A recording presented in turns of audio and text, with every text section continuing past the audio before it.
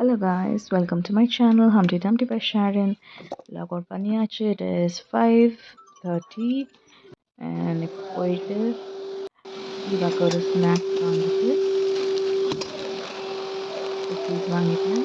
எல்லாம் க்ளீன் பண்ணிட்டு இருக்காங்க. ஸோ நம்ம பேஸ்மெண்ட்டுக்கு போகலாம். இங்கே தான் கேப் எல்லாம் வரும். இந்த கூட்டத்தில் நம்ம கேப் எங்கே இருக்குன்னு நம்ம மெசேஜில் நம்பர் வரும், அதை பார்த்துட்டு தேடணும். இங்கே இருக்குது, இங்கே இருக்குது, எங்கே இருக்குது, இதுவும் இங்கே இருக்குது. கேப் ஏறியாச்சு. செம்ம தூக்கம், செம்ம டயர்டு. ஆனால் அதை ட்ராவல் பண்ணும்போது இந்த தைலோட ஸ்மெல் பண்ணால் ஆஹாஹா. அப்புறம் தூங்கிட்டேன், கொஞ்சம் நேரம் தூங்கிட்டேன். இது எங்கள் ஆஃபீஸ் ரூட்டு. வீட்டுக்கு வந்து ரீச் ஆகிடுச்சு. 6 o'clock ஆச்சு.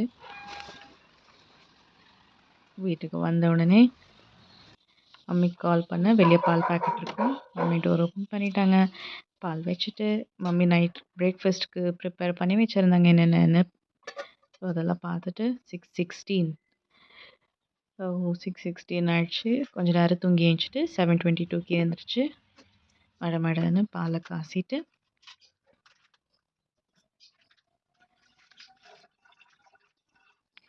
பால் காசியாச்சு.